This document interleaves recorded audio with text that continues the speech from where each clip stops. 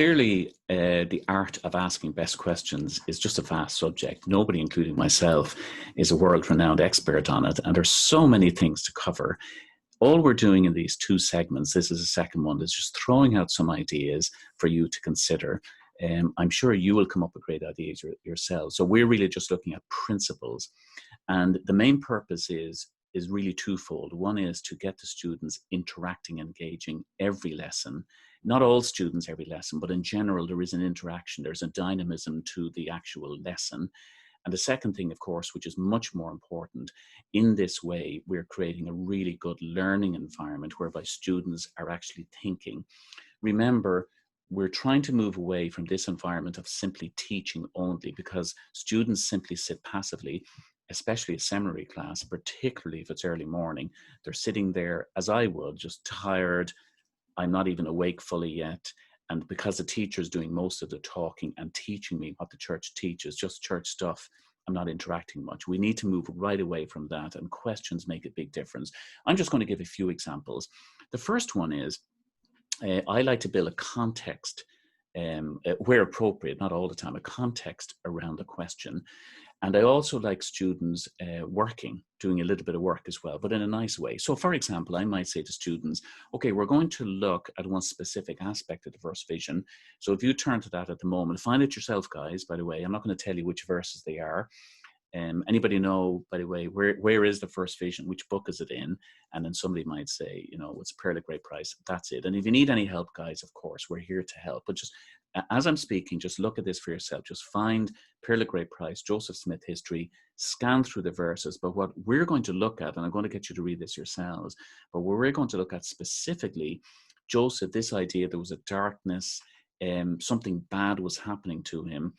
And then some moments later, the opposite was happening. There was a lot of goodness, there was light, and he was in a much better place. So what I'd like you to do is find those verses, read them yourselves. There's no hurry, take your time.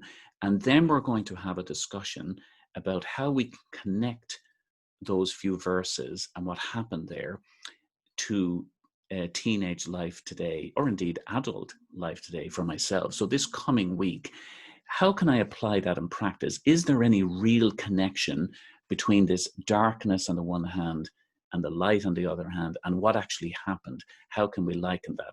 And then I just ask them to go ahead, the students then to go ahead and read that themselves. And of course, I'm watching if anybody's having difficulty. We don't want anybody embarrassed.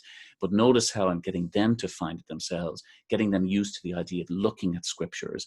Now, I've given them something to do, not just simply read a scripture. They have to look for stuff.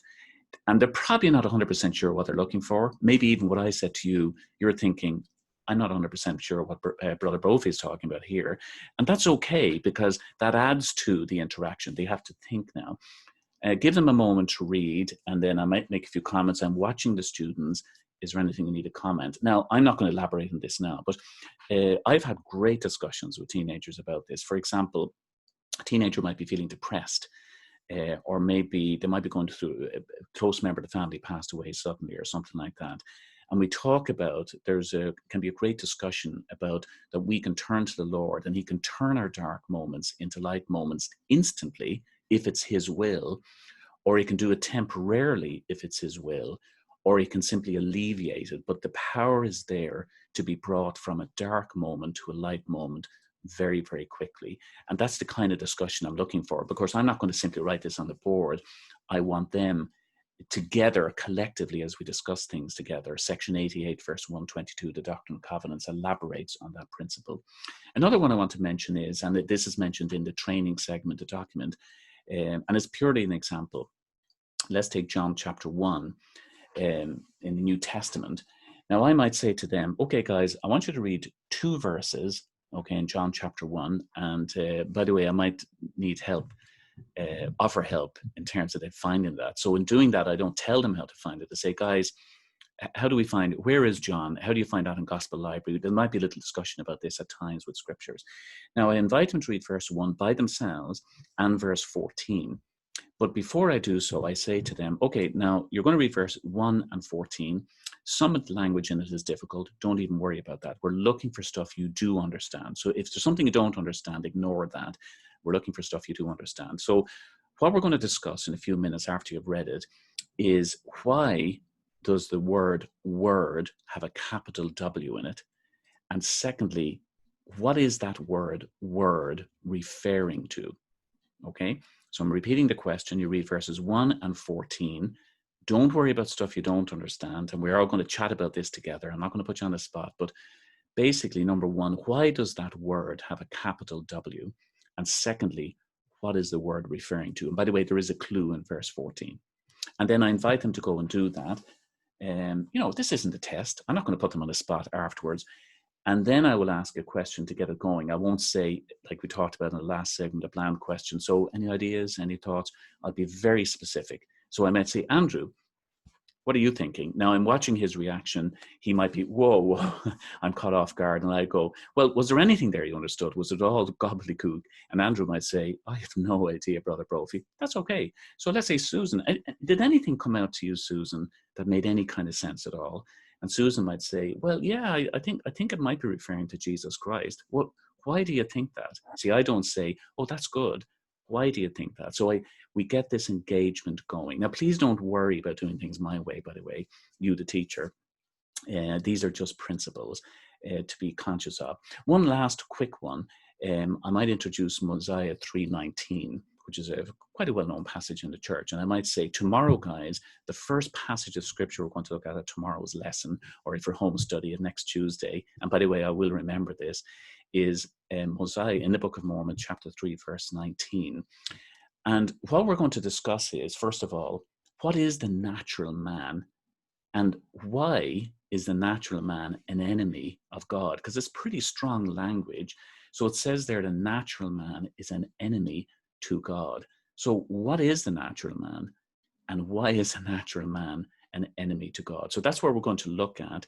So it's Mosiah 3:19. So why don't you note it in your notebooks there? And because you know me, I won't forget, and we will ask that question. So that's the way I talk to students. I'm quite bold. I try to get the balance of being good-humored, but creating that environment. They know that when they're with me, we're here to learn. You better sit up, pay attention, because this guy's going to ask lots of questions. These are only very simple examples. Please don't feel that you have to have this long list of loads of questions. So here's a tip. This coming week, just practice this. Just try one thing.